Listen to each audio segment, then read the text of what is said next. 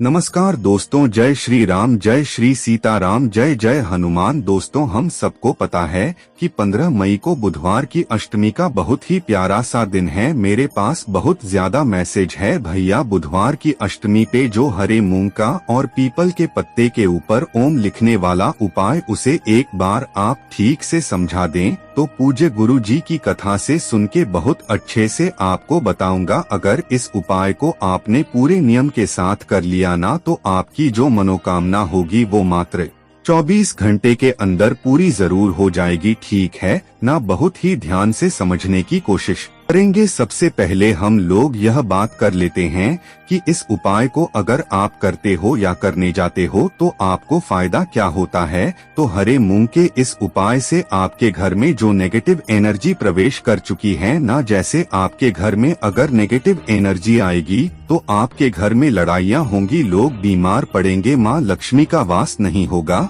और पूरा घर परेशान रहेगा। तो उसी सब चीजों को खत्म करने का ये उपाय है। आपको लेना होगा इस तरीके से एक कटोरी, अब बहुत बड़ी कटोरी नहीं है, नई कटोरी आपको मार्केट से खरीद करके लेके आनी। छोटी सी नई कटोरी चाहिए और उस नई कटोरी में आपको हरा मूंग डालना है।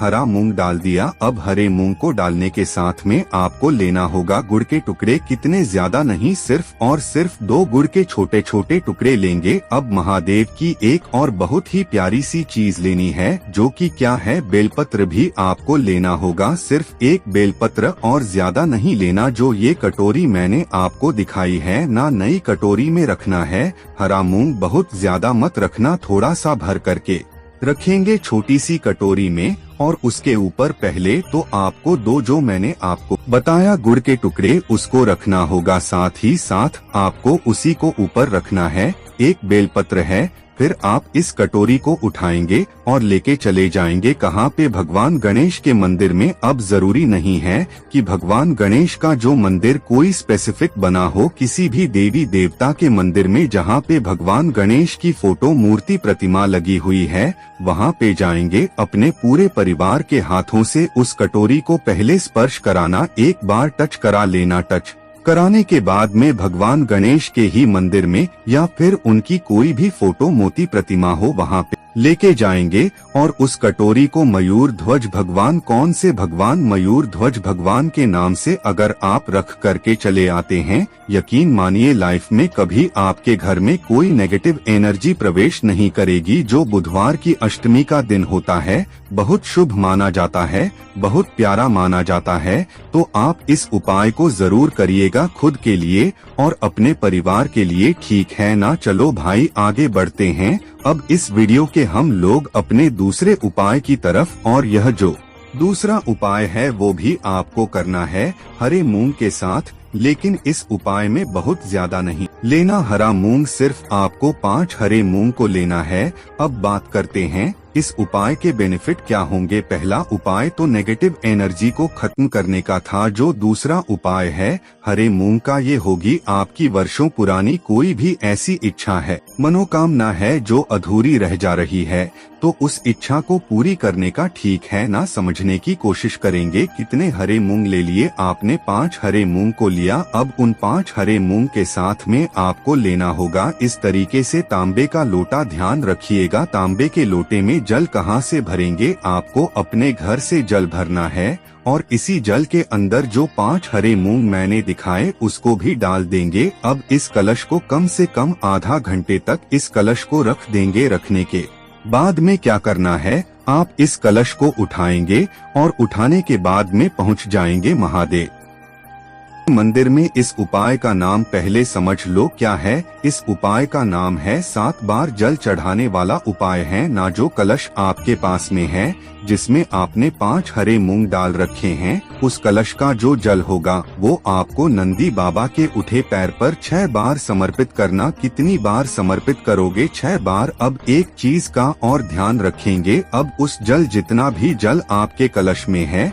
उसे पूरा 6 बार में खत्म मत कर देना। आप 6 बार जल थोड़ा थोड़ा करके समर्पित करेंगे और थोड़ा सा जल अपने कलश में बचा लेना। उस कलश को लेकर के कहाँ पे जाएंगे, जैसे यहाँ पे उपाय किया फिर आप भगवान शंकर के पास में पहुंच जाएंगे। शिवलिंग के पास में फेस रखना होगा उत्तर दिशा। जितना भी आपके कलश में जल बचा हुआ है वो पूरा का पूरा जल महादेव के शिवलिंग के ऊपर, जो आपके विशेष हैं, जो आपकी कामना है, बहुत दिनों से अधूरी है, परेशान हो गए, उपाय कर गए, तो आप इस उपाय को करिएगा। आपकी जो भी मनोकामना होगी, जो भी विशेष होंगी, इस बुधवार की अष्टमी पे करने से आपकी वो सारी इच्छाएं पूरी जरूर हो जाएगी। बात आ रही क्या समझ में आपको? तो यहाँ पे 2 उपाय की तो हमने बात कर ली है। आगे बढ़ते हैं अब इस वीडियो की। हम लोग अपने तीसरे उपाय की तरफ, जो कि हमें करना है लाल कपड़े से। लेकिन कैसे करना है, इसके क्या क्या फायदे होंगे, वो मैं आपको तब बताऊंगा जब आप करेंगे वीडियो को लाइक और चैनल को सब्सक्राइब जरूर करें। चलो भाई, अब सबसे पहले बात करते हैं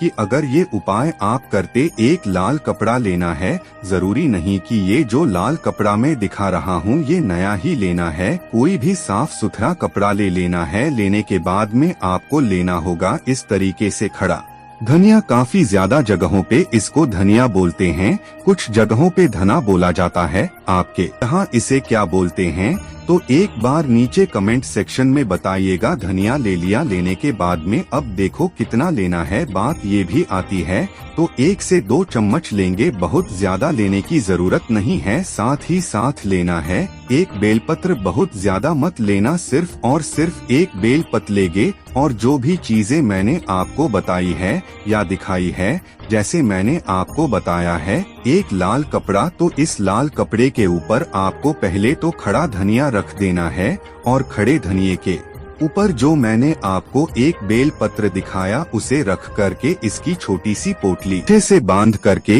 एक पोटली बनाएंगे। जो इंसान आपके घर में बीमार पड़ा है, आपको इस पोटली को उठाना है। सबसे पहले उस बीमार इंसान के हाथों से टच करा लेना, स्पर्श करा लेना है। स्पर्श कराने के बाद में आप इस पोटली को उठाएंगे। आपके ही घर में कहीं भी जाने की जरूरत नहीं है। बुधवार की अष्टमी के दिन शाम के टाइम पे प्रदोष काल में उस बीमार इंसान के हाथों से टच करा के, स्पर्श करा के आपके घर में जो भगवान गणेश की फोटो, मूर्ति, प्रतिमा रखी हुई है, उन्हीं के पास में आप उस पोटली को रख देंगे। रखने के बाद में बुधवार की अष्टमी को रख दिया, पूरी रात रखा रहने दो। अगले दिन गुरुवार के दिन आप स्नान करके आओ और फिर भगवान गणेश के पास पहुँचो। पहुँचने के बाद में आपको एक घी का दिया गोल बत्ती का लगाना होगा। साथ ही साथ इस दीपक के अंदर एक चुटकी काला तिल, जो इंसान ने इस पोटली को टच किया था, छुआ था, उस इंसान का नाम और गोत्र बोल के दीपक में डाल देंगे। जब वह दीपक ठंडा हो जाए, बुझ जाए, तो गुरुवार के दिन आप उस पोटली को उठाएंगे और किसी भी हरे भरे पेड़ के नीचे, मंदिर वगैरह में नहीं जाना है, किसी भी हरे भरे पेड़ के नीचे ले जाकर के उस पोटली को रख करके चले आएंगे। यकीन मानिए उस इंसान की जो बीमारी होगी या फिर जो हैबिट होगी, गलत आदतें होंगी, वो धीरे धीरे करके सुधर जरूर जाएंगे। भूलना किसी को भी नहीं है, हर इंसान को इस उपाय को करना है। अगर आप इस उपाय को नहीं करते हैं तो आप बहुत बड़ा मौका फिर खो देंगे। हमने आपको बहुत ही अच्छा तरीके से तीनों उपायों को बताया है।